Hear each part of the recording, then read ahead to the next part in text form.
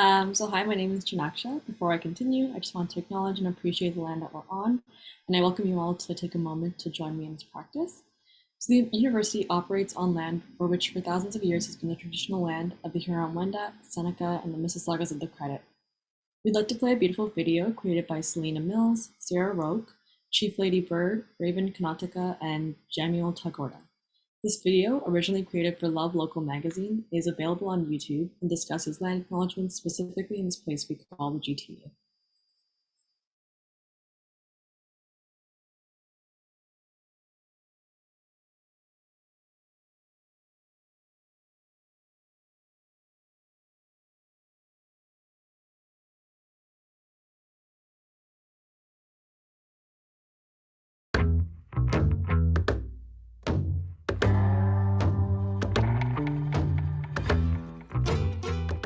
Ani, bonjour. Sarah Rockindishnakas. Shebenaning and Donjaba, Takaranto and Day.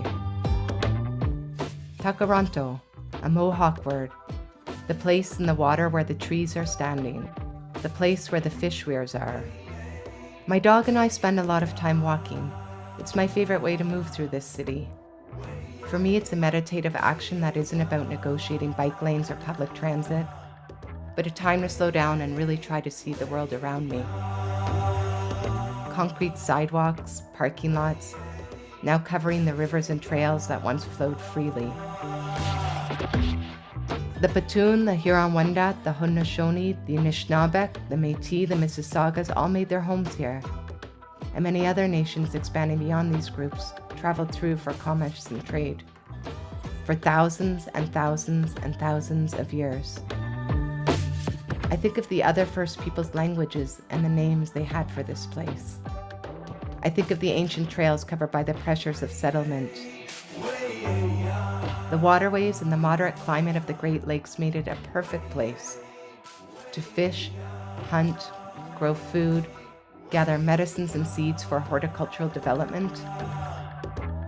Rich, fertile, and abundant, Turtle Islands, Mesopotamia.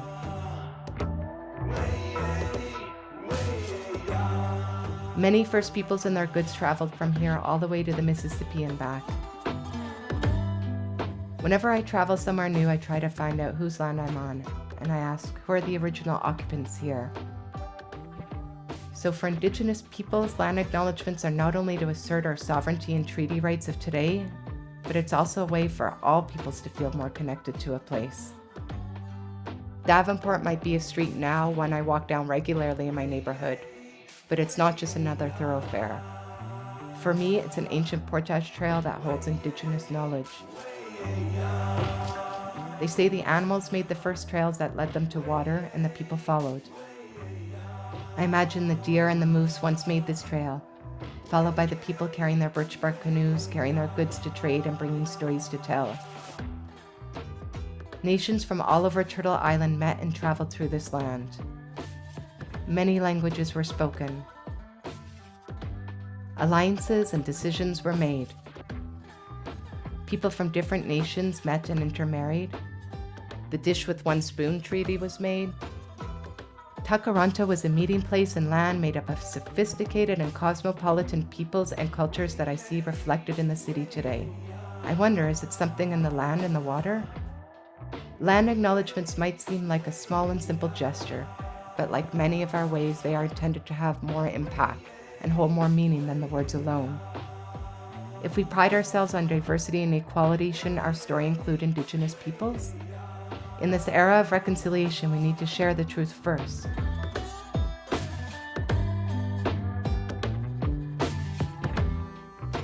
And reimagine the narrative of this land and this city together.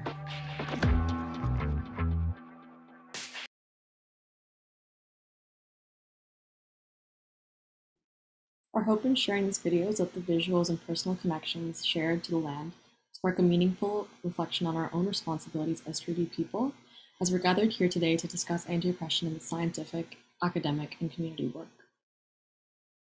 So now I'd like to briefly discuss some logistics, and then we'll transition into the first set of donor presentations.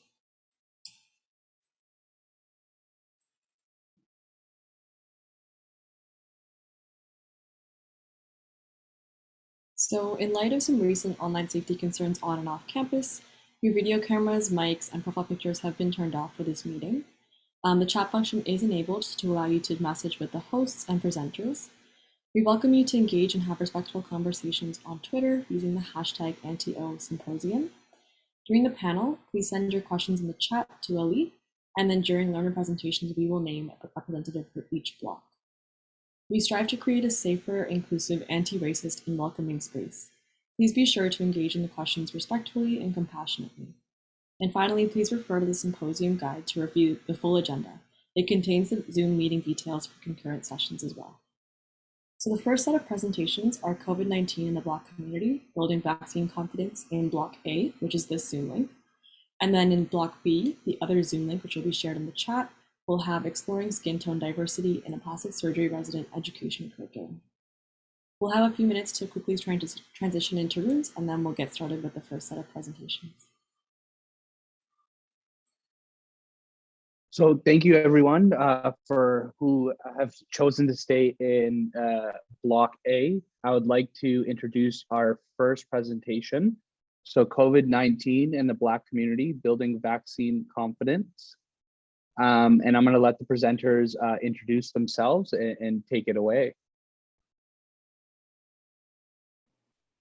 Yes, hi everyone. I'm Maclite and I'll be presenting with Zikra and Ariel, who I think are gonna share our slides. So I'll wait for that.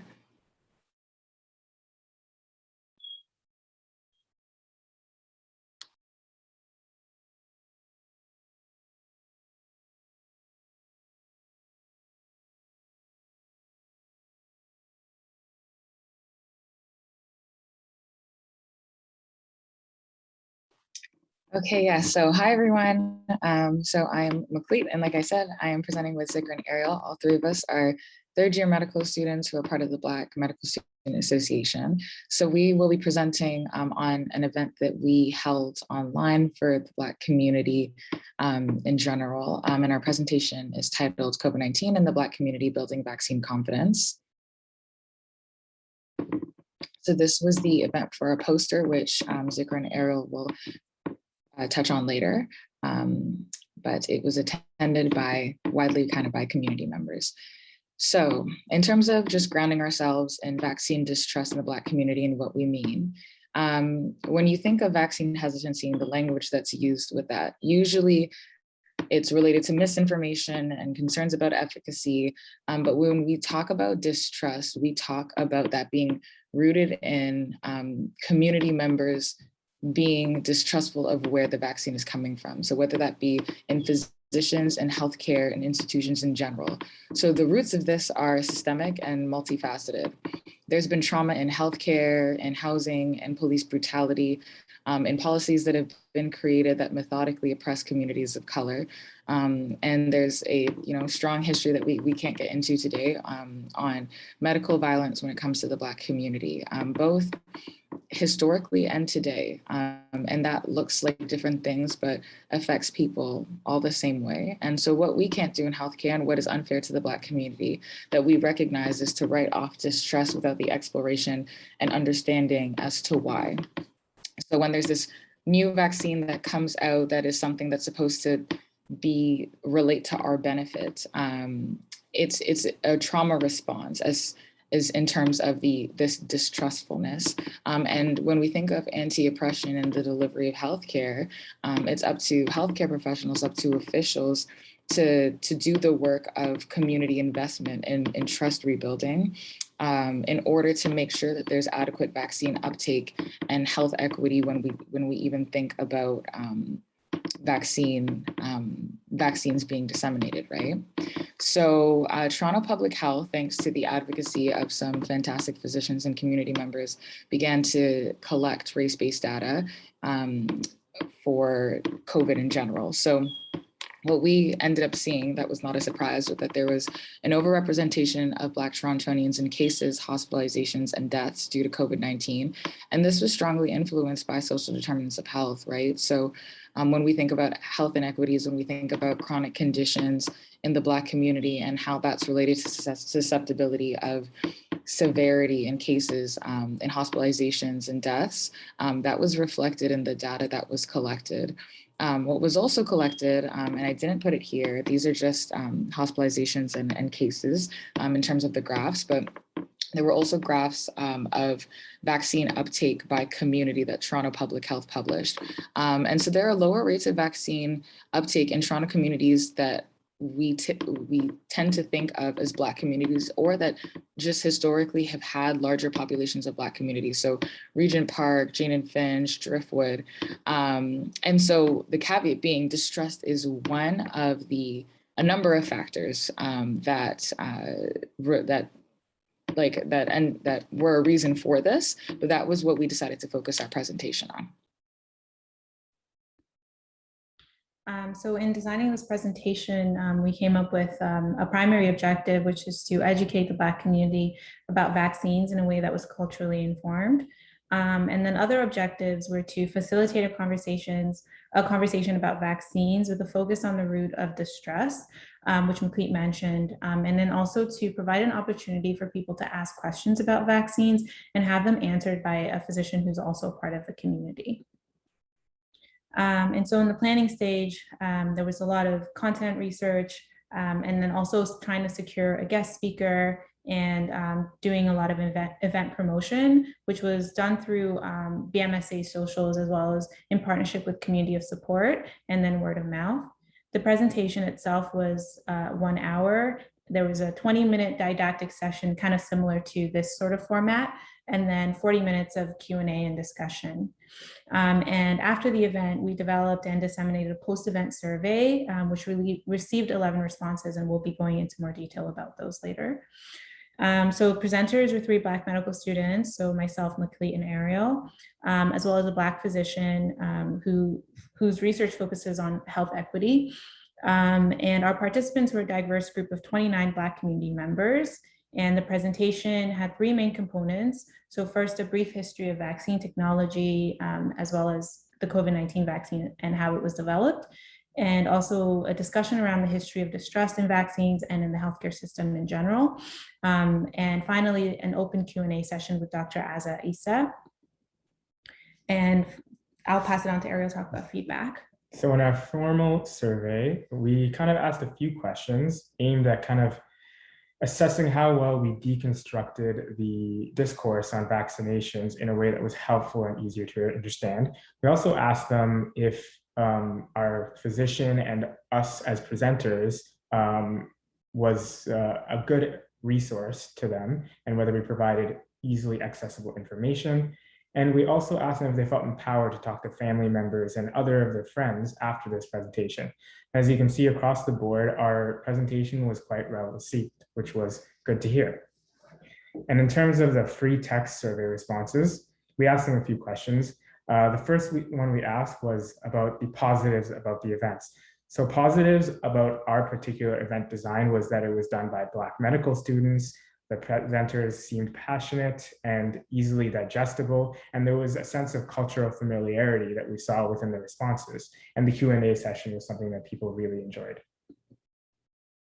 We also asked them what they took away from the presentation, and we found really important themes of the roots of vaccine hesitancy were taken away, and the representation in medicine leads to trust in the Black community, and validation for those feelings of distrust that members of our participants had sometimes felt, and investment in the community as being important. We also asked them, where do you feel this presentation could have been improved? And in general, they wanted more of what we were already presenting. So more participants, more time, more Q&A session, and more different perspectives from different areas of healthcare. And in our informal discussion in the Q&A, a lot of really poignant and really deep themes came up in regards to building trust and confidence in the Black community. Some of them were partnership with community leaders in information dissemination as a way of building trust in a cohesive and natural way. Acknowledging the value of informal community conversations like the ones we were having that day was also brought up, and accepting and embracing safe cultural remedies that have existed in multiple areas of the Black community for centuries. And sometimes these had been brought up to family practitioners and they had been invalidated. So just bringing those up and acknowledging them was a way that the community said was very helpful in building trust. And finally, listening and acknowledging to the traumas that are present in the Black community in healthcare, and providing a forum for those stories to be told and acknowledged in a safe manner. And finally, the future directions for Bmsa initiatives such as this. So plans include having more vaccine-related events with Black health professionals and incorporating some of the feedback that we received. So having them be longer events with better promotion strategies, and then having more discussion around participant empowerment to carry on the conversation afterwards. And then also expanding to different topics relevant to the Black community. So Black women's reproductive health, Black men and the history of medical violence, as well as intersectionality in health. And the other major aspect would be social media presence, which includes the social media campaigns featuring different issues that are relevant to Black health, as well as just testimonials about maybe some of the trauma that has been experienced within the Black community, and featuring that as well on the website, on the social media platforms. And with that, we would just like to acknowledge Dr. Aza Isa, who was our special guest and who made this discussion possible. And here are our references. Thank you so much for your presentation. It was lovely to hear about your initiative. If anyone has any questions, feel free to send them to Jerusha in the chat, and she'll forward them on to me, and I can ask our presenters today. Before we open it up to the audience, we're just going to ask our presenters one question. So I'm going to read it slowly so everyone can hear. So, can any research project or initiative that works on the issue of equity or involves the underserved group / community be anti-oppressive, or are there particular principles, ways of thinking, or practices that shape how you make your work anti-oppressive? If you need me to repeat it, I'm more than happy to. Yes, can you please repeat that? Yes. Can any research project or initiative that works on an issue of equity or involves the underserved group / community be anti-oppressive, or are there particular principles, ways of thinking, or practices that shape how you make your work anti-oppressive? Yeah, I can start. Oh, thank you for typing that. Yes, so I think something that's really important when you talk about researching or doing things for underserved communities or communities that tend to be or that are marginalized, there has to be some component of like partnership or engagement with that community, whether it's community leaders or folks who are specialists who are from that community and also involved in research, because I think it can be, you can get like dangerously like paternalistic, or, you know, at least when you think about like medicine and Black folk, like, you know, decades ago, there was like there was pathology related to like Blackness, right? So if you're researching and you want an anti-oppressive lens, I think that involves involving the community and like the planning process of that project. Otherwise, I think there's room for yeah, I think there's room for some dangerous discourse. Zikra and Ariel, if you want to jump in. Yeah, I think this came up also during our own discussions during this event, which was investing in the community as part of a way to sort of like empower and strengthen people. So making sure to involve major community leaders as well as community members as like who aren't necessarily leaders, but just showcasing people in the community as well, showing that people are buying in and kind of are partners in this in these projects. Yeah, also agree with everything that's been said so far. And I think it comes with like a feeling of being careful, because a lot of the times research and initiatives as Maclite said, can take a paternalistic view, but we also try to strip people of like all of the irrelevant factors. So sometimes that means race, sometimes that means sorting by race, sometimes that means sorting by socioeconomic class. And we lose a lot of really important data and we dehumanize the subjects. And it's just like bringing back those different factors, like the humanity of it, the individual stories, the individual people is just as important as like stripping down things to like variables and controls and stuff like that. So I think that's important to keep in mind. Yeah, thank you so much for not only presenting, but sharing your thoughts and your responses to that question. With that being said, we'll move on to our next presenters. Thank you once again for presenting, and feel free to stick around for the rest of the symposium if you wish so. So going up next will be Navin. I'm gonna let them introduce their title and their work. So without further ado, go ahead, Navin. All right, thank you. I'll just get my slides up. Hopefully people can see that.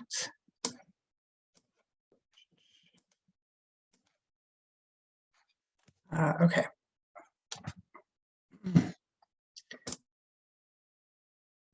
All right, so hello, my name is Navin. I use she, they pronouns, and I'll be speaking to you today about the research I did with Dr. Naki Rai, who many of you may be familiar with as the 2S LGBTQIA+ health theme lead here at U of T. So our work is titled Towards a Depathologized Ethical Framework of Gender Affirming Care for Trans Youth. So to start off, I appreciate the land acknowledgement that was already done, so I'll just kind of quickly include our own as well. This land is the traditional land of the Huron-Wendat, the Seneca, and the Mississaugas of the Credit. These territories are still home to countless Indigenous peoples, and working and operating on this land, those of us who are settlers must be cognizant of the ongoing dispossession of Indigenous land and our participation in settler colonialism. Acknowledging this territory is only a starting place, and we must commit ourselves to anti-colonial action, which centers and celebrates the leadership and strength of Indigenous anti-colonial activists and defenders. And Naki and I both felt that it was important for us to include a land acknowledgement, particularly in our work, given the centrality of anti-colonial discourse that we tried to uphold within our work. And so we owe a great intellectual debt to a lot of anti-colonial leaders and scholars, and wanted to acknowledge that.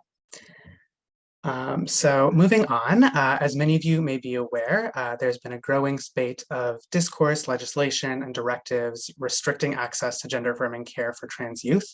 And just a content warning going forward, we're going to be discussing some topics of transphobia and far-right views.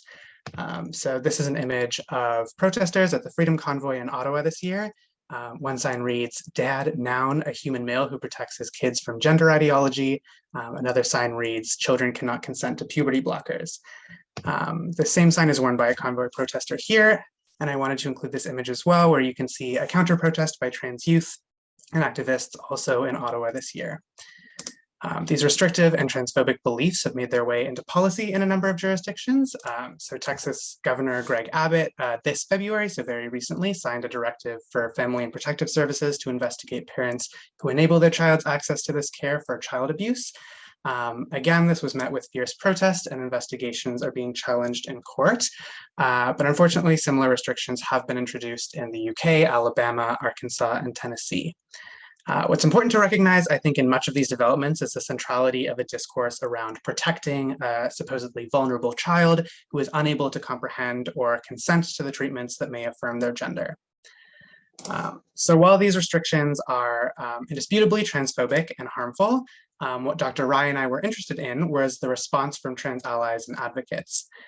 So regrettably, a dominant response has been to point out the ways in which these restrictions are cutting youth off from life-saving treatment and will result in devastating and tragic mental health outcomes for them, such as depression and suicide. In response to the recent directive, for example, in Texas, the White House Deputy Principal Press Secretary, Karine Jean-Pierre, said no parent should face the agony of a politician standing in the way of accessing life-saving care for their child. Similarly, Chase Strangio, a prominent trans advocate for whom I have incredible respect and admiration, tweeted, "I would rather my kid change their sense of gender 200 times before puberty than die before they could live." These arguments are mirrored in dominant academic and clinical literature as well. So our research goals were first to review literature critiquing the pathological model of gender-affirming care, some of which is mirrored in the examples you just saw. This is for both trans youth and adults, as well as both in ethics spaces, which is broadly what has been kind of challenged in recent times, as well as diagnostic and clinical spaces. Secondly, to contextualize pathologized ethics within a broader and intersecting structures of transphobia, cis-heteropatriarchy, and settler colonialism. And finally, to review and synthesize alternatives to the pathological model in pediatric bioethics. So in beginning our review of critiques to the pathological framework of gender-affirming care, a valuable framework by which to understand these issues is Eve Tuck's damage-centered research frameworks. So Tuck describes damage-centered research as intent on portraying marginalized communities as defeated and broken. The model is, of course, very complex, but a salient description made by Tuck is that it is a pathologizing approach in which the oppression singularly defines a community. So Tuck further draws linkages between damage-centered frameworks and settler colonialism, arguing that they have their roots in eugenics, white supremacy, and global capitalism. And finally, they present desire-centered frameworks as an antidote to damage-centered research. In their words, saying desire-based research frameworks are concerned with understanding complexity, contradiction, and the self-determination of lived lives. So in our review, we found many critiques of pathologized approaches and divided them into two larger themes. First of all, the impacts on the individual, i.e. young trans people themselves, and secondly, systemic impacts. So I'll offer you a brief rundown on some of the results of our review. First of all, in terms of individual impacts, there is first the label of pathology itself. Such a label is not only inaccurate in that gender diversity is not pathological, but also functions to attribute any discomfort or distress that trans youth may experience as inherent to an illness within them, as opposed to the structures of the society in which they live. Secondly, pathologization was also deliberately designed to reify a gender binary and erase non-binary and third genders. This binary continues to be starkly visible in DSM criteria. There are also key impacts on the therapeutic relationship. So youth often feel they must perform a very normative and stereotypical gender experience so as to meet the criteria for a quote unquote distressing pathology. This encourages dishonesty and lessens rapport between youth and their caregivers. Then in terms of systemic impacts, any kind of diagnosis or classification of a gender experience inherently seeks to constrain and define it. So limits are therefore placed on what is and is not a sufficient trans experience to warrant gender-affirming care. This form of classification or taxonomization is deeply linked to colonial projects that seek to position non-normative bodies and ways of life as other, as foreign, and as that to be studied. Importantly, there is no criteria for being a cisgender youth. Finally, anti-colonial scholars further highlight the ways in which this taxonomization is a form of colonial regulation. When medicine labels an identity or an experience as pathology, it empowers both medical professionals and state actors to police and regulate gender in ways that are both cis-heteropatriarchal and profoundly colonial. So I know that was a bit of a whirlwind, but hopefully it indicates the many reasons that a depathologized framework for gender-affirming care in youth is very important. So our research also reviewed theoretical and applied instances of depathologized approaches being applied in trans medicine for both youth and adult contexts. The first is the informed consent model, which has been gaining increasing popularity. This model removes requirements of external evaluations and diagnoses, acknowledging that the person is often best positioned to evaluate their benefit from treatment options. This model has been critiqued, however, and it's important to understand its limitations as well. So in addition to an informed consent model, a more fundamental shift in the provision of gender-affirming care to trans youth is needed. Ashley suggests we ought not assume that gender-affirming care is meant to affirm a previously determined gender, but rather that a fulfilling gender can be explored and built through gender-affirming care. Furthermore, a report by Safety Ottawa, informed by trans youth themselves, identifies the use of strengths-based approaches that focus on gender euphoria. They cite guidance from Trans Care BC, which includes questions such as, what changes from hormones are you most looking forward to? And finally, there are also many lessons to be learned from work in disability justice. Rob McCruer's work is adapted by Krieg to build a social model of trans medicine, which actively names the source of any trans distress or need for support as caused by a gendered and transphobic society. So of course, this is a very cursory look at a very deep and complex issue, but I hope it gave a snapshot of our work. Thanks for having me, and I'm happy to answer any questions at this time, and I've included our contact info here as well. Thank you so much, Navin, for your presentation, and it was really impactful. And I'm always happy to learn from you and understand further about your work. I find it phenomenal.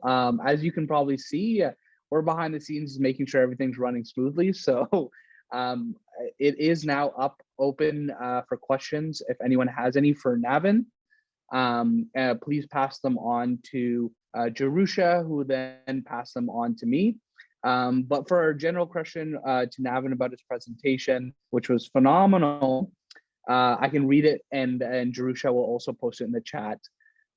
So are there any barriers you've faced in public health education or as a health professional when engaging with anti-oppressive work that may be faced by future researchers? And how did you or are you overcoming those barriers? I know you mentioned, Ottawa and the protests this year, but this one's more specifically to yourself and the work you've done.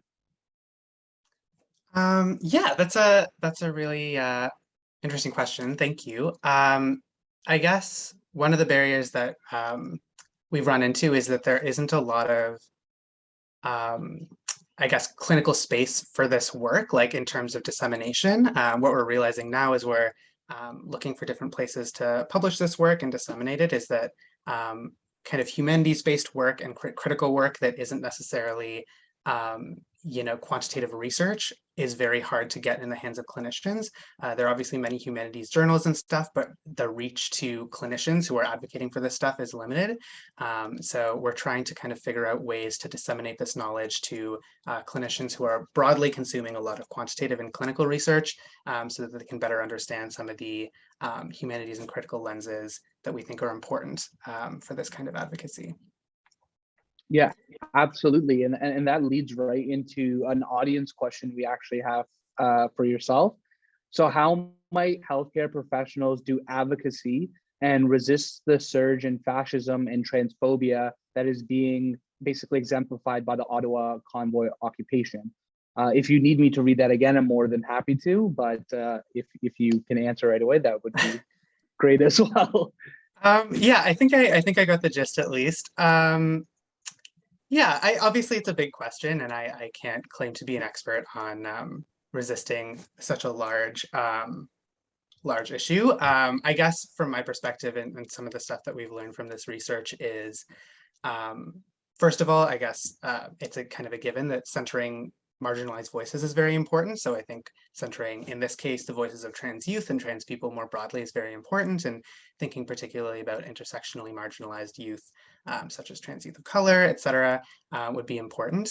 I guess in addition to that is also kind of understanding the history of where a lot of these discourses come from. So I think a lot of clinicians who advocate using pathologized models are very well intentioned. They definitely aren't trying to put down the community in any way, but might not be aware of the breadth of kind of historical implications that come from using that kind of argument and the kinds of things that it reifies. And so seeking to expose yourself to that kind of stuff, especially if you're a clinician who's working with, in our case, trans people, but also other marginalized communities, trying to understand the history, trying to understand critical discourses around that, I think is a really important first step. Yeah, so your presentation has captured the audience's eyes, and we have another question for you as well, if that's okay.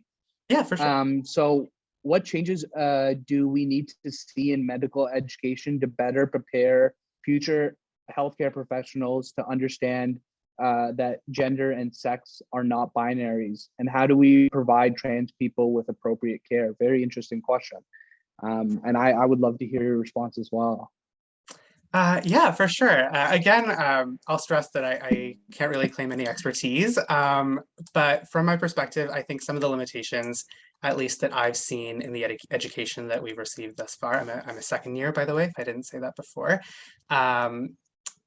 is I think that there is a pretty heavy focus on like pretty clinical aspects of trans care. Like I think we've learned the definitions of trans people, and then I think we were even tested on like some of the criteria in the DSM for gender dysphoria and stuff. And I think prioritizing that is sometimes the wrong approach. I'd also say that I think it's very important to incorporate trans perspectives throughout the curriculum. I think one of the frustrations that I and many trans folks have in medical education is, we'll have a module or two about trans folks, and then for the rest of the curriculum, we're not really relevant, and people don't really talk about gender in critical ways. And so even when we're talking about something like, risk factors for X disease, I think it's really important to think about how gender is impacting that, and how we can complicate both our ideas of sex and gender. And so really trying to work that into a multitude of areas in medicine, as opposed to just isolated kind of siloed modules around trans issues, I think is a very important step that needs to be taken for MedEd. Mm-hmm. Yeah, I completely agree with you, and I can't wait for hopefully the changes you're going to bring to medical education, and to see that it's throughout the curriculum and not just in a module or two. We have a third question, so Navin, you're quite popular. We see this will be our last one though before our break, just to ensure we're on time. So when engaging in research that examines health disparities within a population, what are some ways of phrasing/wording research to avoid terminology that pathologizes the population in question? Example, trans youth, and instead keeps the focus on shortcomings in structural determinants of health. Example, transphobia. I can repeat that one as well. I feel like I wasn't as clear, if you need. No, I think Okay. I got the gist again. Yeah, I think I'd really encourage you to read more, especially Eve Tuck's work is really, really valuable, and desire-centered frameworks really changed my approach to research around marginalized communities. So definitely strongly recommend their work, and obviously some of the work that you'll find through researching. What I would say is I think a lot of the first kind of best step to use is framing this as distinctly the culpability as by society. I think that's very important. And a lot of work has been done there in disability justice, particularly, where people will point out the ways in which society is inaccessible to people with disabilities, as opposed to some kind of innate wrongness within disabled bodies. The second thing, though, I think is also really centering the strengths of a lot of marginalized folks. So for example, with trans folks, I think it would be important not only to focus on the ways in which they might experience distress due to their living in a transphobic or gendered society, but also the multitude of really amazing ways that I think trans communities have bonded together and formed community and been able to find really quite amazing ways of expressing their gender and living their lives. And I think that research that meaningfully engages with both is a great way to avoid kind of damage-centered approaches or ways that pathologize those communities. Amazing. And just this is one for me, and not necessarily from the audience. Do you recommend any resources that you found particularly valuable, or that you would suggest everyone to read? I know you mentioned one, but any others? Yeah, that's a good question. I think apart from Eve Tuck, who I definitely do strongly recommend, there's an organization called Safety in Ottawa, and they are a group of trans youth and led by kind of young adults who are also trans, and they published a report about trans youth experiences at CHIO, which is the Children's Hospital in Ottawa. It's a really, really valuable report. It's really nice that it's been led and kind of published by trans folks, and a lot of our research had its launching point from that report. So I'd really strongly recommend people to read that as well. It was very useful. Okay, I'm definitely going to add that to my reading list. Thank you so much, Navin. We appreciate you and the work you do. For the audience members, we are going to resume back after a 10-minute break. My name is Gian, and my pronouns are he, him. Perfect, thanks, Gian. So Gian's a fourth-year medical student at U of T and the founder of the Filipino Association of Medical Students. So I will just give it off to you then for your presentation on the underrepresentation of Filipinos in medicine. Sounds good. Thank you. So let me just share my screen over here. Perfect. Can everyone see that? All right, awesome. So first of all, thank you again so much for having me to present again this year. It's a privilege to provide sort of the updates that we've had over the past year regarding the work that we've done to combat the underrepresentation of Filipinos in medicine. And so to start off, I just wanted to start with a fun little interactive activity, or as interactive as can be in the virtual world. So a little quiz here. What do these people all have in common? And feel free to type in the chat once you have the answer, okay? So first one is Olivia Rodrigo, teen pop star and the singer of Driver's License. Second is Tom Holland, aka Marvel's most recent Spider-Man. Third is LeBron James, NBA player and debatably the greatest to ever do it. Emphasis on debatable. Fourth is Bruno Mars, another singer and entertainer. And the last is Drax the Destroyer, a member of Guardians of the Galaxy and also a fellow Avenger with Spider-Man. So feel free to type your answer in the chat or a guess, and I'll give you 5 to 10 seconds. No worries, I made it a little tricky, so it's okay if you don't have the answer. All right, a few more seconds here. Same. Good guess, good guess. So the answer, surprisingly, is actually that all of them are Filipino or have some Filipino background. And you might be asking yourselves, wait a second, I didn't know Tom Holland or LeBron James was Filipino. And Drax is an alien, he's not even from Earth. And to that I say, you guys are absolutely correct. I was actually trying to trick you. So I was actually talking about Ned, Spider-Man's friend, who is portrayed by actor Jacob Batalon, who's Filipino, and also Eric Spoelstra, who's the head coach of the Miami Heat, who also has some Filipino roots. And finally, Drax is played by Dave Bautista, who also has Filipino roots. And so while it's great that we're starting to slowly see the representation of Filipinos in fields such as the entertainment industry and sports, we are still unfortunately not seeing that same representation in medicine. And that's the purpose for my presentation today. So, as I mentioned, I was able to present here last year, which was a great privilege. So I'll just give a quick recap for those of you who weren't here last year. So last year, I highlighted 3 main points. The first is that Filipinos are underrepresented in Canadian medical schools. Filipinos are actually the 4th largest visible minority in Ontario and Toronto, and the leading source of immigrants to Canada, according to the 2016 census. And yet there are multiple studies like the Young et al. And Khan et al. Studies that show proportional underrepresentation of Filipinos when compared to population data. There was another study by Kelly in 2014 that highlighted that Filipino youth, particularly males, have lower rates of post-secondary achievement. And the last thing I highlighted last year was the disproportionate impact that COVID-19 has had on the Filipino community. Early in the pandemic, we saw 31.5% of nursing deaths in the States consisted of Filipinos. And on the bottom right, you can see that the neighborhoods with the highest Filipino speakers also coincided with the neighborhoods with the highest COVID-19 cases and lowest vaccination rates. And again, this was sort of early on in the pandemic.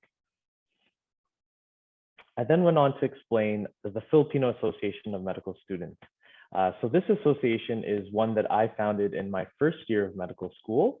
And we really have pioneered a lot of advocacy and research work as it pertains to the different inequities that the Filipino community might face.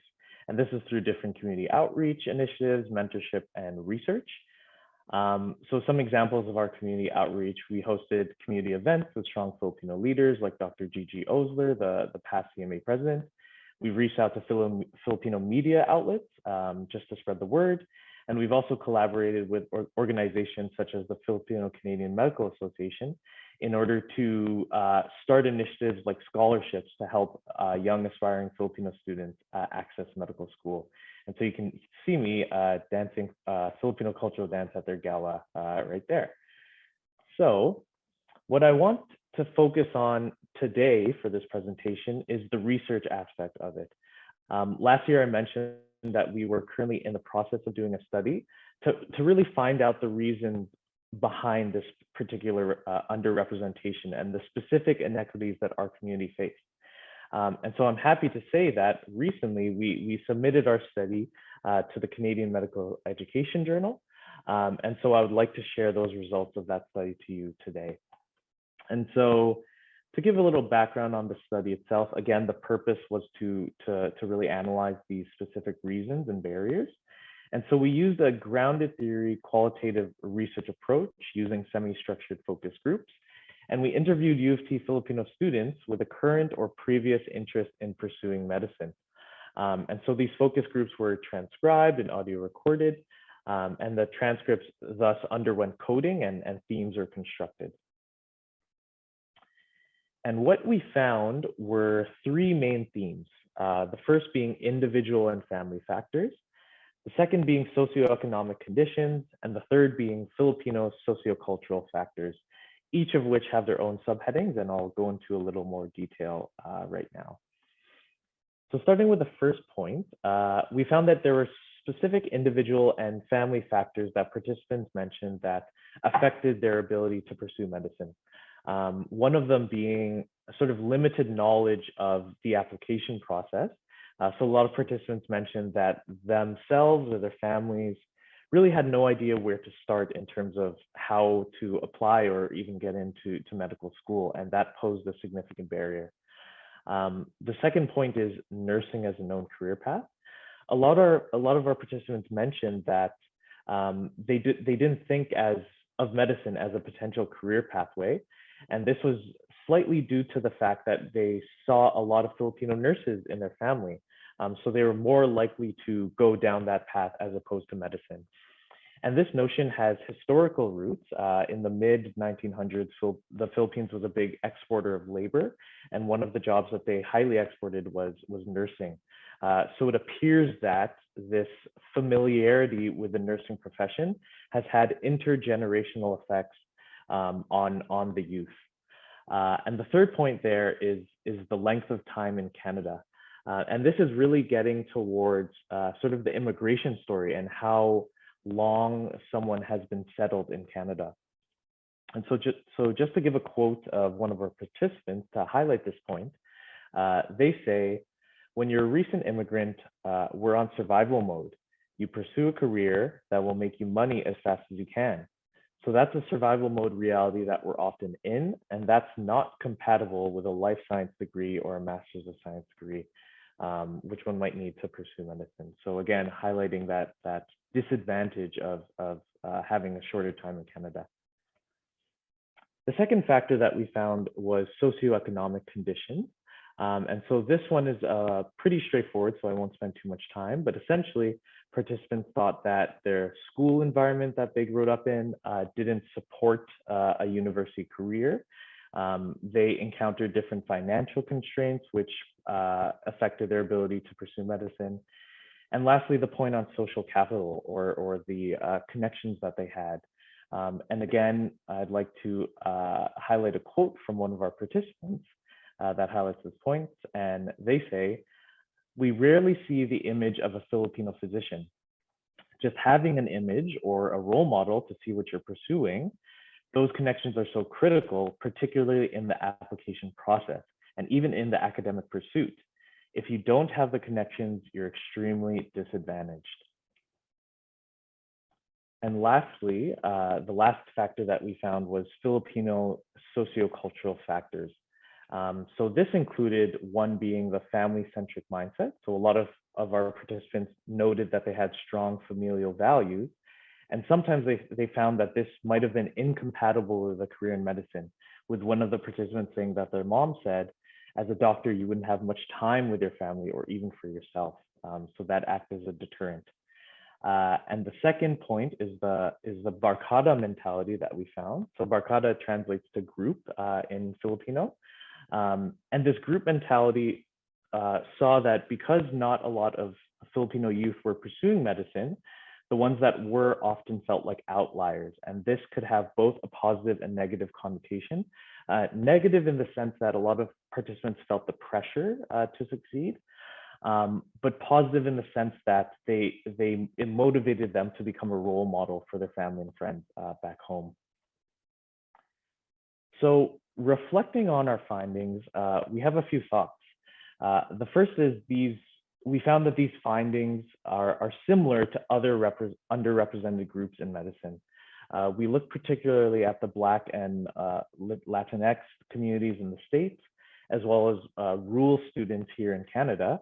And we found that there are very similar factors such as finances, lack of social capital, or knowledge that was contributing to the barriers that they face when pursuing a medical career. However, our study also highlights specific unique Filipino factors that Filipino students might face. And some of them, as I mentioned before, might be the nursing aspect. It might be the high values of family that our communities have. But it also highlights the point of the immigrant story. And this particular point is something that we really didn't see that well highlighted in the literature, but it's quite exciting because I think it's something that is common between other immigrant groups, for example. I'm sure people in the audience who might identify as people of color can relate to the specific inequities and barriers that immigrants face. So we're hoping that our research acts as sort of a springboard to delve further into the barriers and inequities that immigrants face in this country. And so again, we're hoping that this research motivates or guides further EDI initiatives. And there's already been work in that regard. So at Western University, in the Schulich School of Medicine and Dentistry, they started the Access Pathway, which specifically highlights Filipinos as an equity-deserving group. And furthermore, the University of Manitoba has started their own FAMS chapter, as you can see here in the bottom right. So overall, we believe that EDI is not a one-size-fits-all solution. There are many different unique equity-deserving groups out there.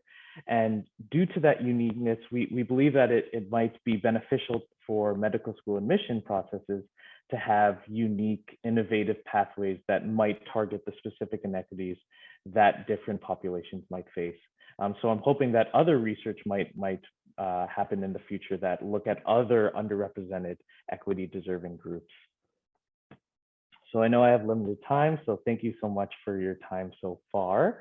And please feel free to connect with us by following our social media, Twitter, Instagram, and Facebook. I would love to talk more. So thank you again. Thank you so much for sharing with us those insights and all the work that you've been doing so far.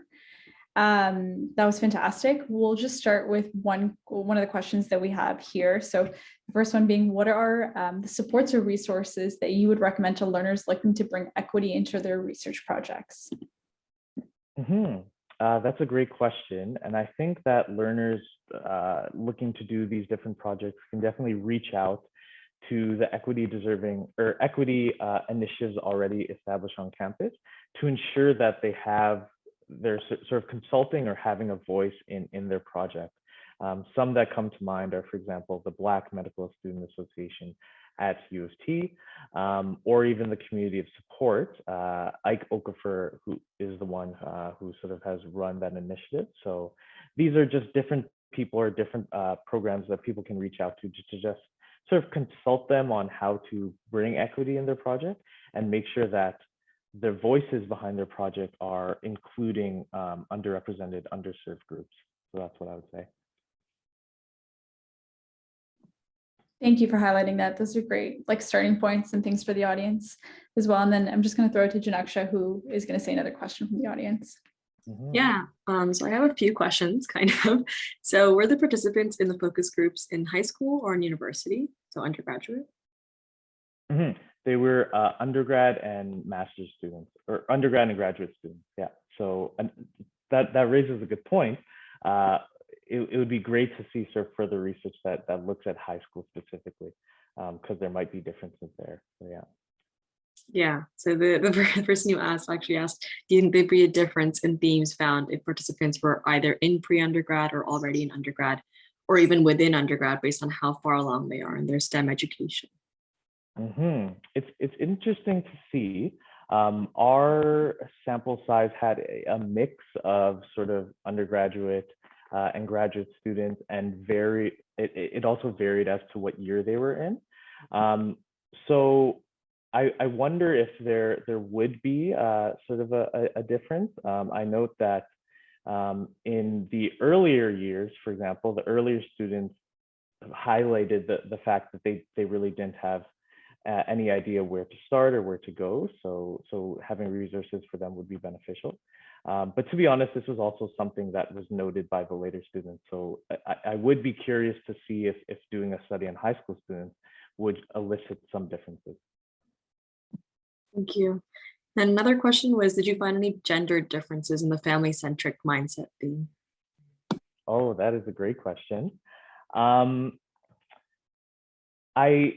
So based on the participants, I would definitely say that it was echoed by a lot, regardless of gender. I do acknowledge that particularly participants that identified as female would say that it was a little more of a factor because they would be a little more expected to take care of the family or give back to the family.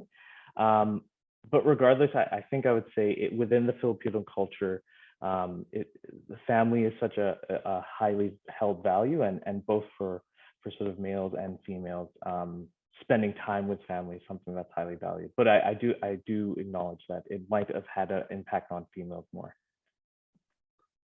All right, and the last question I have here, as shared EDI initiatives are slowly recognizing Filipinos as an equity deserving group, what dynamics or barriers were identified by your study participants and or in your research as to why they weren't recognized previously?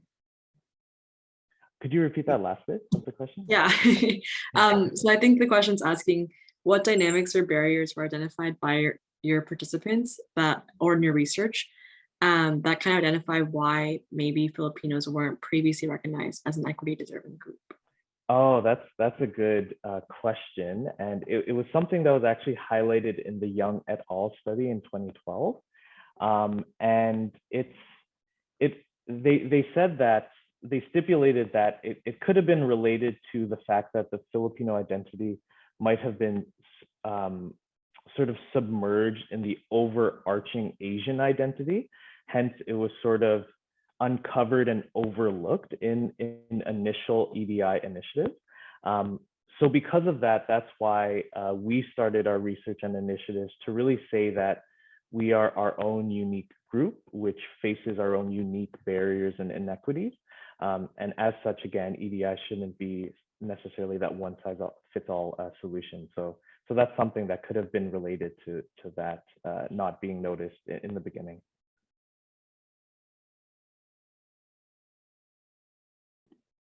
Thank you for those responses, and to the audience for all those fantastic questions as well. That was a phenomenal presentation. Okay, folks, thank you so much for joining us for the second series of learner presentations for Block B. So these talks will focus a lot on culturally safe and competent care. So the first talk that we have, if I can just ask our first presenter to please just pronounce your name for us, as well as your pronouns if you're comfortable. Yeah, for sure. It's Kyla Lee, and my pronouns are she, her. Thank you, Kyla. So just in terms of the talk here and just the introduction, so the talk is entitled The Physician and Patient Contribution to the Alliance Outcome Correlation in Diabetes and Type 2 Diabetes Immigrant Patients in Primary Care. Kyla is a first-year PhD student in the Institute of Medical Sciences and Health Services research supervised by Dr. Robert Munder. After obtaining her master's in molecular neuroscience from Western University, she decided to pursue her PhD in a field that better allowed her to study through an equity lens. In her spare time, she serves as a student leader in various committees at IMS. And I'll just turn it over to you, Kyla. Yeah, sounds good. Thanks for the intro.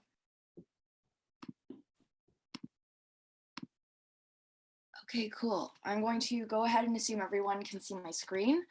Thanks for coming to Block B to listen to our talks, everyone. I'm super excited to be here. My name is Kyla again, and I'm a first-year PhD student at the Institute of Medical Sciences, supervised by Dr. Robert Monder. And today I'd like to talk to you about my research proposal on the physician and patient contribution to the Alliance Outcome Correlation in Diabetes Type 2 Immigrant Patients in Primary Care. So I wanted to start off with a little story. Last month, my mom had a really bad, severe allergic reaction where she developed these huge red hives all over her body. She had no known allergies, so it kind of freaked her out, and she immediately booked an appointment with her family doctor. Despite being able to get in touch with her family doctor within 24 hours of symptom onset, when I came back home that day, she seemed to be in a worse state. Even though her hives looked a little bit better, she didn't seem relieved, and she explained to me that despite the visit and the prescriptions she received, she still felt confused, scared, and wasn't sure what her next steps were. The next morning, she ended up visiting the ER. In my mom's anecdote, it's clear that there was unclear communication and directions in the physician-patient relationship. That is, there were obscurities in the agreed upon health goals and tasks required to achieve those goals. The physician-patient relationship, or the working alliance as defined by Borden, is centered around three elements. The first is an agreement on the health goals. The second is an agreement on the tasks required to achieve those goals. And the third is the development of a bond. In the case of my mom's anecdote, what were the goals in my mom's case? Was it to relieve the itching, or was it to understand what was causing those hives? What were the tasks required? Was she to take the prescribed medication and continue to do so even if the itch wasn't relieved? Or was she expected to go back if it didn't get better? Studies in psychotherapy and chronic diseases have shown that a more strong and robust working alliance often correlates with greater patient satisfaction and treatment adherence. For my immigrant mother, the lack of agreement on goals and the agreement on tasks resulted in reduced treatment adherence and even resulted in a visit to the ER, which is often an indicator of unnecessary health expenditures.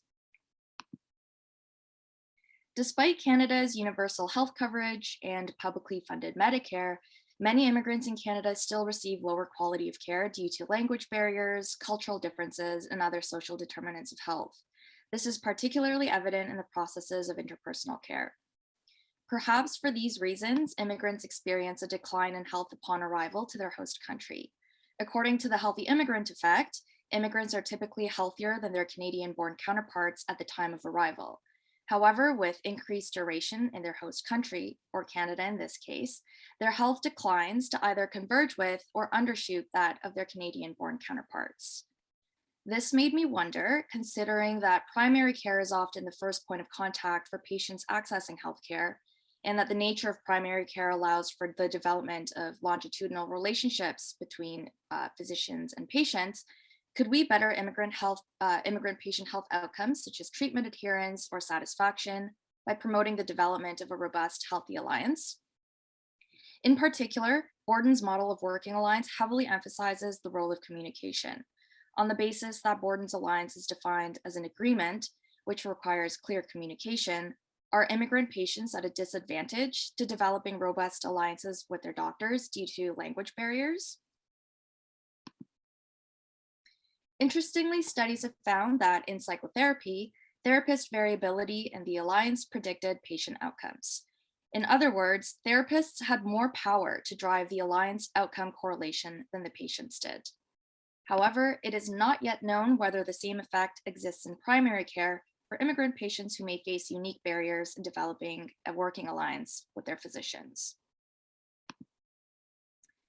Thus, we aim to investigate the alliance outcome correlation and the physician-immigrant patient contribution to this correlation in primary care. First, we intend on verifying the alliance outcome correlation, where the outcome is treatment adherence to type 2 diabetes medication. Then we intend on figuring out whether the physician variability in alliance does indeed predict treatment adherence in type 2 diabetes as seen in psychotherapy. In order to investigate the alliance outcome correlation, immigrant patients from a primary care clinic in Toronto will be recruited. Patients of legal age with a type 2 diabetes diagnosis of at least 6 months who've been seeing their family physician for at least 1 year will be recruited and then grouped by years of residence in Canada. Patients will then be asked to complete the working alliance inventory for general practice. This is a questionnaire that asks patients to rate each item on a 5-point scale, ranging from strongly disagree to strongly agree. And each item is a statement that describes how the patient might interact with their doctor. So for example, one item might state, my doctor and I work together on setting goals for looking after my health and well-being, which would indicate an agreement on goals. Another might be, as a result of seeing my doctor, I am clear as to how I can look after my health and well-being, which would show an agreement on tasks. And I believe that my doctor cares about me would indicate the development of a bond.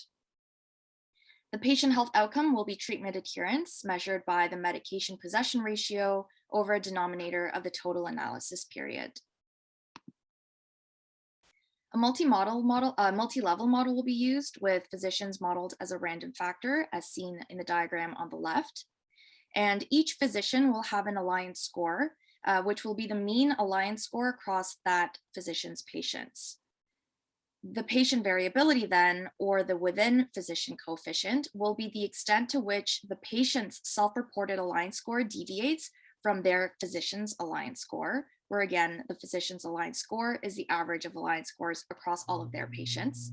And the physician variability, or the between physician coefficient, will be the degree to which a particular physician's alliance score deviates from the overall grand mean physician score, or the mean alliance score across all the physicians. Primary care, like psychotherapy, allows for the development of longitudinal relationships between the provider and the patient, especially for patients with chronic diseases. Also, primary care, as the entry point into Canadian healthcare, often uses interpersonal processes of care similar to psychotherapy. Thus, I expect to see that the alliance correlates with the outcome of treatment adherence, and that the physician variability in alliance predicts treatment adherence. The results will help to provide direction to better health outcomes for immigrant patients. For example, if the physician does indeed have more power to drive the alliance outcome correlation, then interventions should focus more on the physician. Emphasizing the role of the physician contribution to alliance on the outcome can reduce the number of repeat patients and also lessen the economic burden of illness. Findings will also inform the next phases of my research on immigrant health. Upon completion of this study, I intend on conducting qualitative research through focus groups and interviews with immigrant patients to better understand the unique barriers that they face in developing a robust working alliance with their physicians, with a bigger focus on non-patient traits, such as modifiable physician level and structural level factors. Thank you for listening, and I will now take questions. Thank you so much, Kyla, for your presentation. We invite the audience to send questions to either myself or Januksha, and then we will direct them to Kyla. In the meantime, we do have a question for you. So can any research project or initiative that works on an issue of equity or involves an underserved group or community be anti-oppressive, or are there particular principles or ways of thinking or practices that shape how you make your work anti-oppressive? Yeah, thank you for the question. That was also a question asked to the panelists like 20 minutes ago or so, and I thought that was very informative. I had prepped an answer beforehand, but I also wanted to kind of touch on what the panelists talked about the intersecting identities. I am brand new to this field of conducting research through a health equity lens, so I completely recognize and I acknowledge that I myself have a lot of work to do, and I'm trying to be mindful of the fact that, despite the intentions of trying to do anti-oppressive work, I may actually further perpetuate the oppression within the academic kind of research field. But I think that for me personally, I like to think a lot about the cultural competence development, which is not a trait that you're born with. It's not a static trait. It's an ongoing, it's a fluid, it's a development of a characteristic or a skill that you may hold, right? So in that sense, I think I like to consider the context in which the experiences of the patient populations that I'd like to study are formed in, which also includes not only their environmental context and, where are they from and in what part of Canada or Ontario or GTA do they currently live in, but also other forms of intersecting identities that they may hold, because we are not defined by just being an immigrant. Also as an immigrant myself, I think I have a lot of work to do in understanding my own social locations as well. Hope that answers the question. Yes, thank you. And it highlights the importance of intersectionality in the work that we do and being mindful of how we move through that as well. So thank you very much. I had a quick question from the audience. Someone was asking to clarify the specific way each question was quantified. Was this a Likert scale or was something else used? And they're referring to the patient questionnaire. Yeah, so the Working Alliance inventory is a Likert scale. It's a 5-point scale for each item. So it ranges from strongly disagree to strongly agree. And it's actually a questionnaire that was based off of psychotherapy, because the concept of working alliance as defined by Borden, which is where I'm centering my definition of alliance around, comes from psychotherapy. So this questionnaire has been adapted and validated in general practice. So some of the wording has changed, but yes, it is a Likert scale and it is quantifiable. Great, thank you so much. And I think that concludes our questions. And thank you again for your presentation, all your responses as well. So tonight we'd like to share our journeys towards creating and delivering this workshop, some feedback we've received, challenges we've encountered along the way, and where we plan to go from here. So I'd like to start by sharing how we got here and why this work is important. The queer and trans communities face numerous health disparities and barriers to accessing healthcare. We want to stress that these inequities are avoidable, and they constitute one of many unearned disadvantages that are caused by systems of oppression that are present throughout our society, including things like cissexism and heteronormativity. People outside of the queer and trans communities, which includes straight cisgender people, hold positions of power and privilege within these systems, and these positions are often made invisible. This only serves to further uphold these systems and perpetuate these inequities.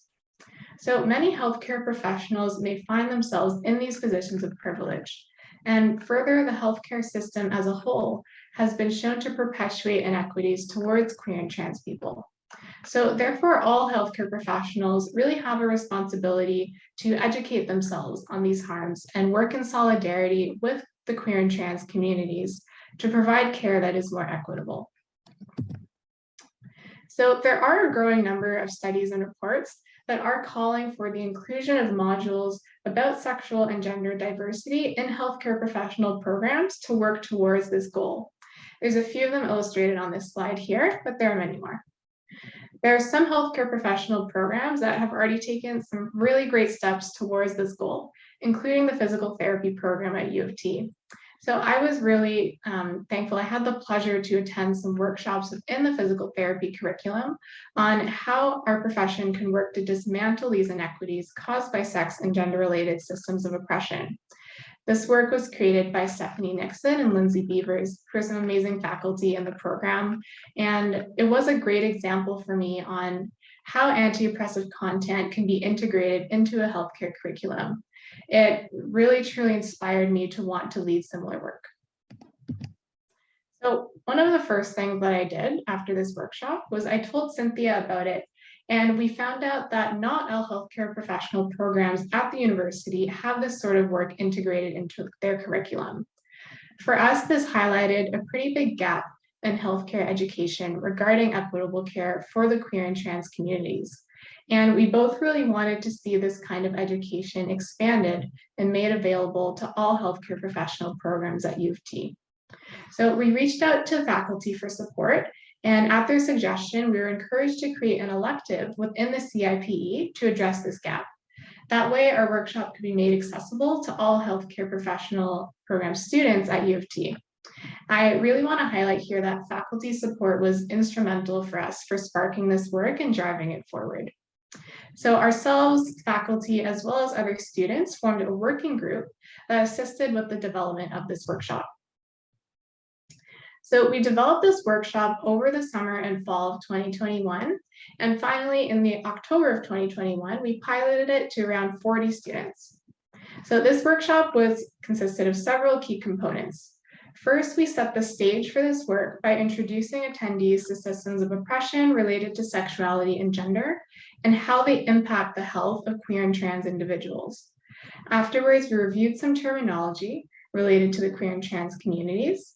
And later, in small groups, we reviewed some case studies that explored experiences of queer and trans people within different healthcare settings. And these case studies were inspired by real experiences from members of the community.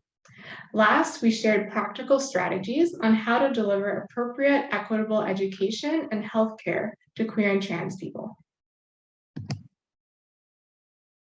Overall, the workshop received very positive feedback. Students indicated that our learning objectives were met, and judging from the comments that we received, we would say that they would have found more comfort in delivering equitable care to members of this community. It seems like they've taken a lot away from the workshop.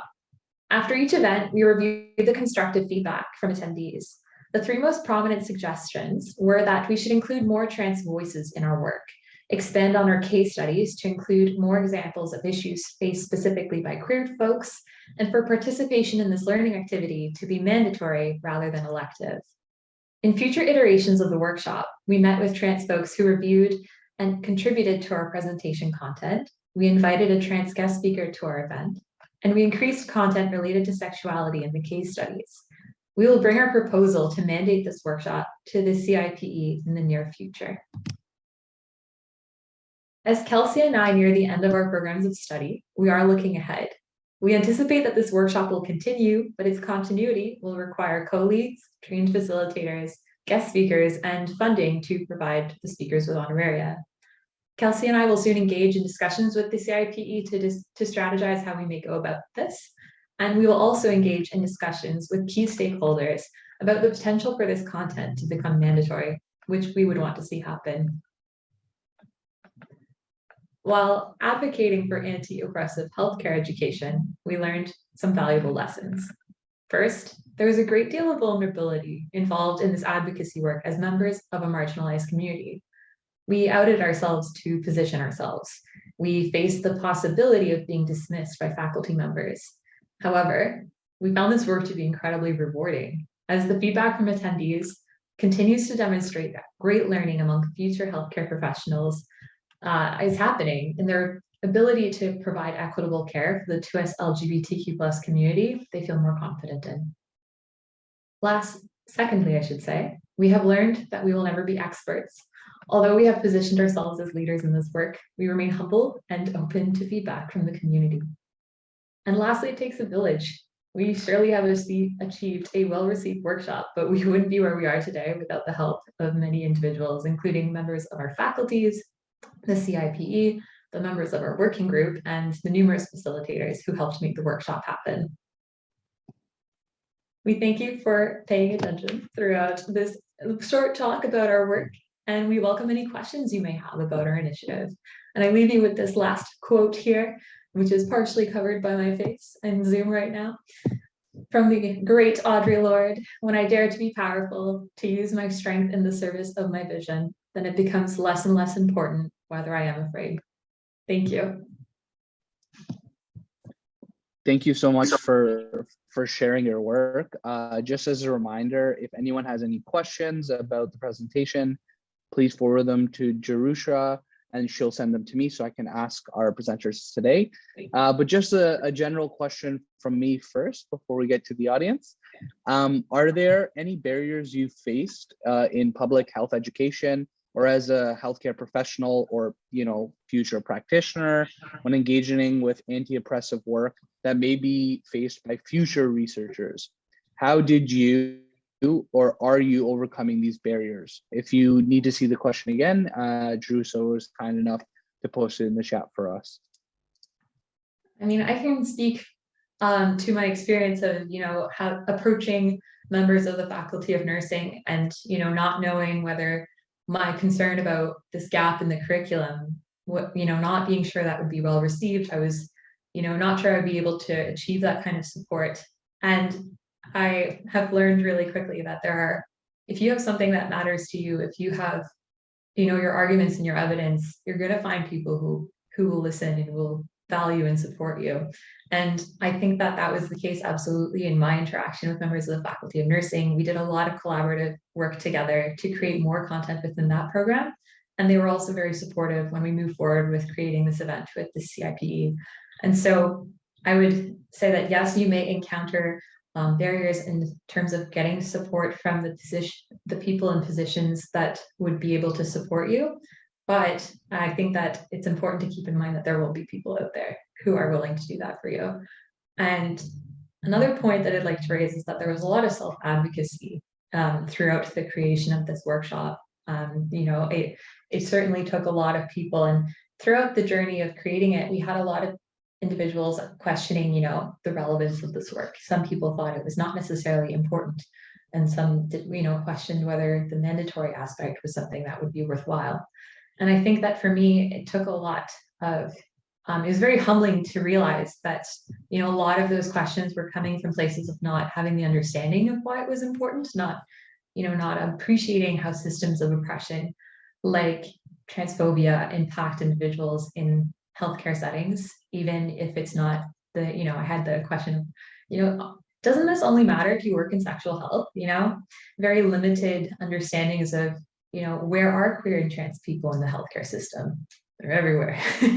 And, how does every healthcare professional have a part to play in delivering equitable care? And when, for me, addressing this barrier, and having to advocate for the importance of this work, it was finding, the patience and the explanations to get people to the same level of understanding.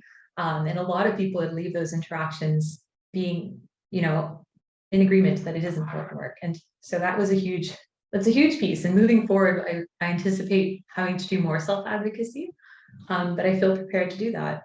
Mm-hmm. Yeah, I think we've really been so lucky in terms of the support that we received from faculty, like you mentioned, Cynthia, which was a challenge I think we've overcome quite well.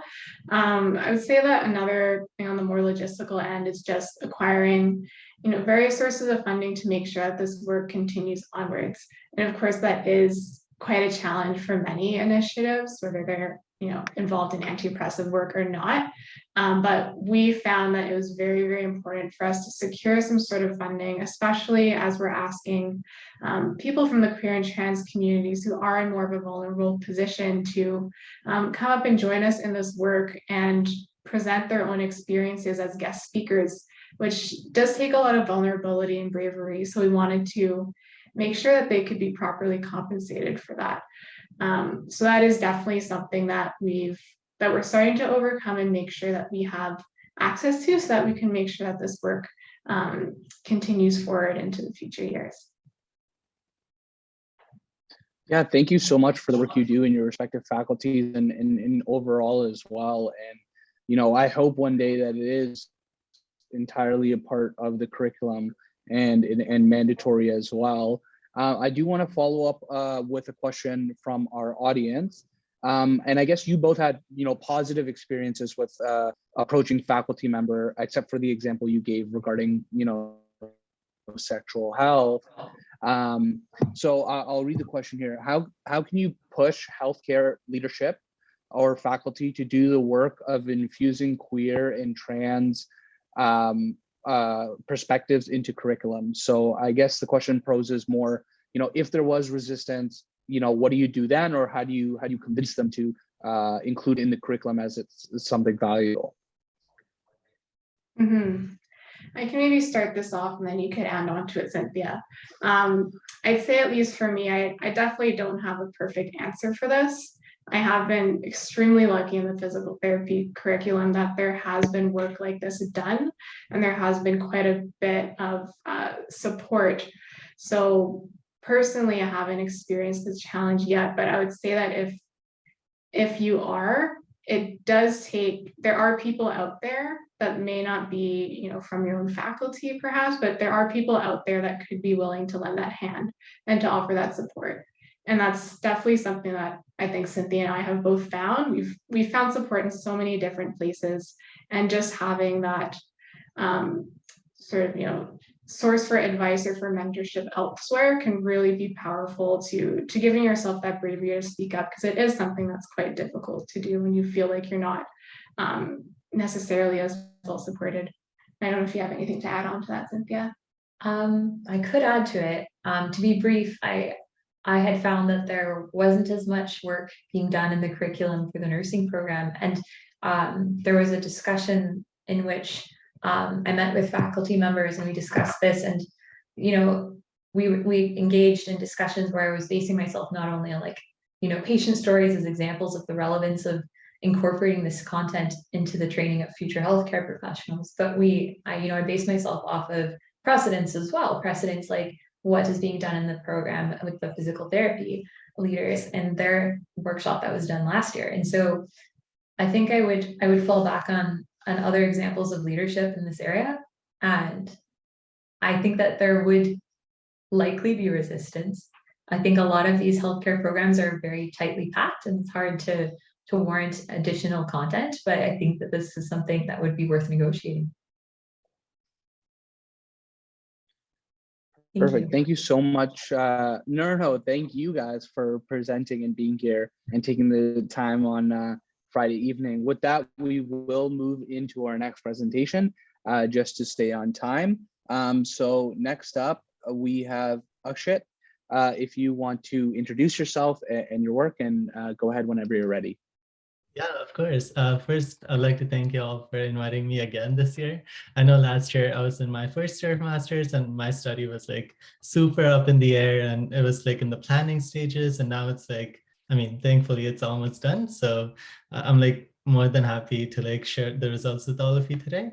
So my name is Akshat and I'm a second year master's candidate at the IMS program at U of T.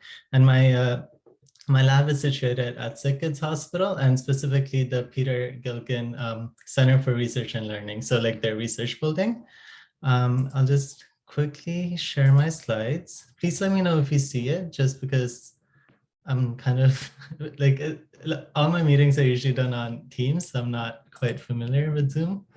So do you see the front title slide at this point? Yes, you're good to go. Okay, perfect. So my master's study, sorry, let me just minimize. Perfect. So my master's study was titled Health Inequity and Time from Stroke Onset to Arrival Trends. And this is a single center experience. So that just means that this study was isolated for the patients who came to Sick Kids only.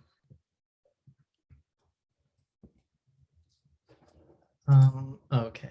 Yeah, so the outline for my presentation is as follows. So first I'll discuss some background. So I'll talk to you about what stroke is and what stroke in the childhood population looks like. And then second, I'll talk about the study objectives and I'll go through the methods, results, and finally we'll discuss what this means in the broader field of childhood stroke. All right, so what is stroke? So as many of the learners in this call may be familiar, ischemic stroke is a condition where there's a clot that's formed in the arteries of the brain, and this basically blocks the blood flow, and specifically the blood flow of oxygenated blood to different parts of the brain. And in the childhood population, in children between 29 days to 18 years of age, this is quite rare, and it's considered as a rare disease as compared to the adult population, where it's the number two cause of death. So the incidence of childhood arterial ischemic stroke is 1.2 to 7.9 per 100,000 children. And if you look at the newborn population, this number increases quite a bit to 1 per 2,500 to 4,000 newborns. And some common risk factors that children have is congenital heart disease, sickle cell anemia, or any arteriopathies. And some common clinical features that children present with to Sick Kids or many other hospitals across the world include seizures, visual field and speech deficits, and they also may have a reduced level of consciousness.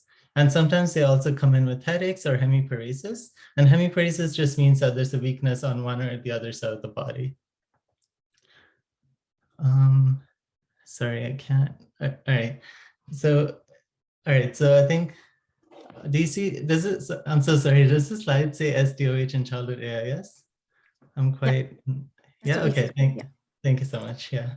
All right, so with regards to how does like social determinants of health impact children within this population, there has been quite a few recent studies that looked at how low SES or low socioeconomic status has an impact for childhood arterial ischemic stroke. So on the left, you'll see the 5 domains of social determinants of health, whereas on the right, these are the 3 main key findings that were found from 2015 study and a 2018 study. So they found that there's a higher incidence of childhood arterial ischemic stroke in patients who come from a low SES background And also in this population, there's a threefold higher risk of worse outcomes. And unfortunately, the children from these families also present with a decreased level of consciousness, and they're more likely to do so. So from that is where my study stemmed. And the primary objective for my study was not only to report, but also to examine what are the trends of health inequity and also the time from stroke onset to arrival for the childhood stroke patients coming to SickKids. And the two hypotheses that we looked at was that the proportion of children with stroke who live in the most deprived neighborhoods will decrease across the 16-year study period. And also along the same period, we also predicted that there will be an increasing proportion of children who will arrive to the stroke center within 6 hours from the onset of stroke. And the secondary objectives were to assess the geographical proximity to SickKids. And the hypothesis for this objective was that most of the children that will present to SickKids will come from an urban neighborhood. And the secondary objective was to look at the association between material deprivation and the stroke onset to arrival times. And the hypothesis for this one was that there will be a significant association between the level of material deprivation and stroke onset to arrival times. So in order to achieve those objectives, we leveraged two indexes. So number one was the Ontario Marginalization Index, and number two was actually something called the Canadian Pediatric Ischemic Stroke Registry, where all the data for all the children coming into SickKids is present, and it's actually headquartered at our lab.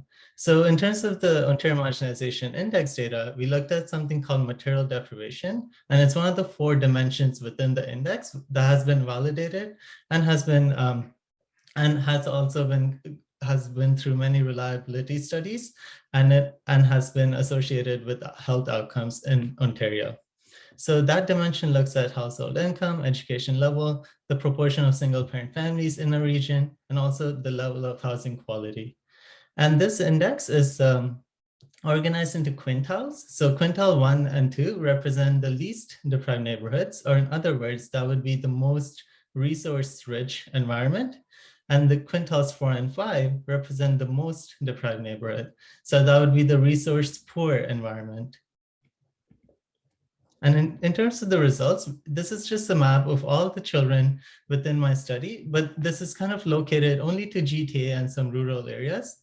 And as you can see, the blue dots represent the patient neighborhoods. And also these neighborhoods have been aggregated so that it's anonymized, and it's 700 residents on average in that specific bubble. And as you can see, there's a gradient of green and there's a gradient of red. So red represents the most deprived neighborhood, whereas green represents the least deprived neighborhood. And this kind of answered our question for the proximity to stroke center. As you can see, this is where SickKids is located in Toronto.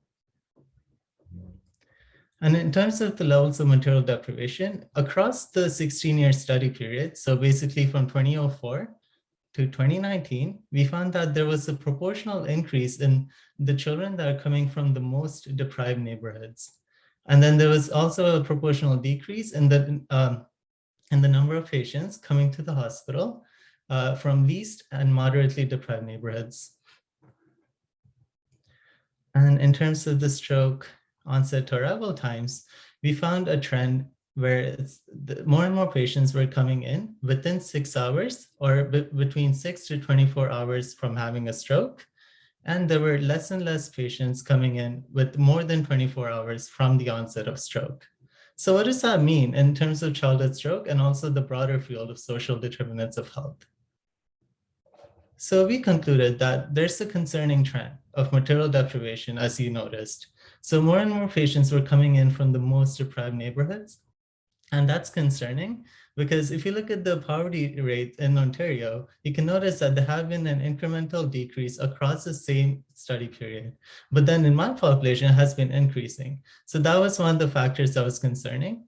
And the second trend that we found on the bright side was actually that the children are arriving to the stroke center much earlier. So and that we credit to the sustained community-based education and primary care initiatives that have taken place in the last 2 decades or so. And with that data, we plan to do quantitative analysis of the geographical proximity to sick kids, and also not just look at like where the patients or the neighborhoods are located, but also the transportation options, how long does it take for the families to come to sick kids, and all these other environmental factors and how they affect stroke outcomes. And also we want to look at the impact of material deprivation and on not just the time it takes from having a stroke to the hospital, but also on how severe the stroke is, and also the health outcomes as in needing rehabilitation services once they are discharged from the hospital. And with that, I'd like to thank the Children's Stroke Program at Sick Kids, and then also the funding agencies that kindly made this study possible. And I'd like to thank you all for listening again, and I'd be happy to answer any questions that you have. Thank you so much for your presentation. We do not have any audience questions at this time, but I'll ask you our general question, which is, can any research project or initiative that works on an issue of equity or involves an underserved group / community be anti-oppressive? Or are there particular principles, ways of thinking, or practices that shape how you make your work anti-oppressive?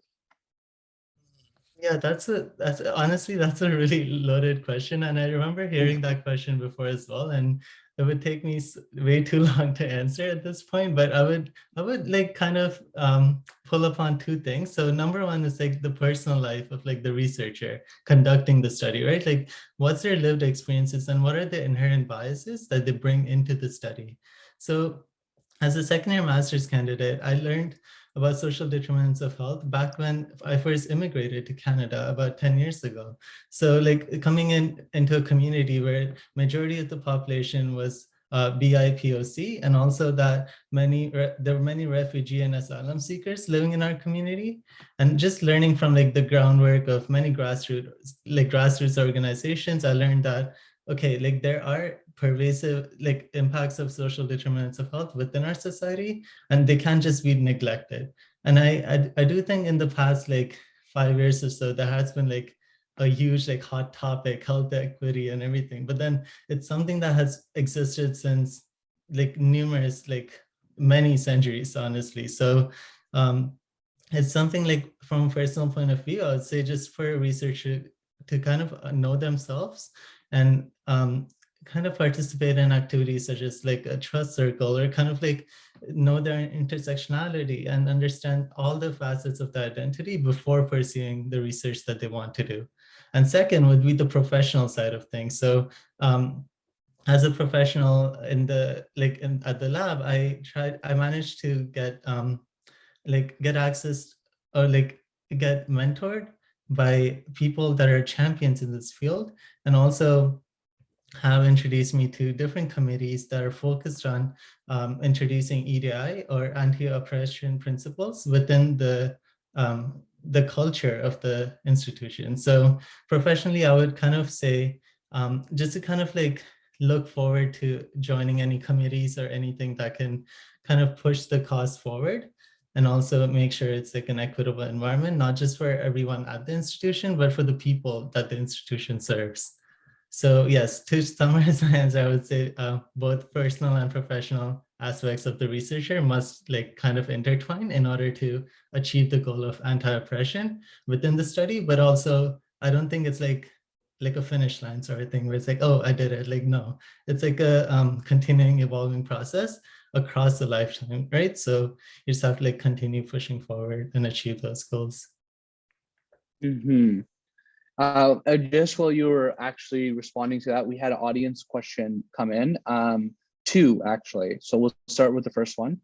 The first one is, I feel that your research points to the importance of class justice advocacy, as low SES leads to such negative health outcomes.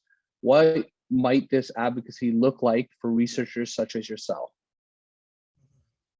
Yeah, so in childhood stroke, it has been a neglected population just because it has been a rare disease. And with that comes a classification that doesn't lead to much funding in this and this for this disease specifically, but also in terms of the differences within like classes. As the attendee mentioned, there has been studies that did look at just household income and their impact on the childhood like stroke outcomes. But then those studies were quite limited, as in they only looked at things such as the household, as I said, the household income, but also the vaccination uptake rates. So vaccination has been shown to inherently affect the stroke outcomes as well. So that's kind of like a proxy for health inequity as well, just because the access to vaccination is not equitable across the different countries that that study looked at.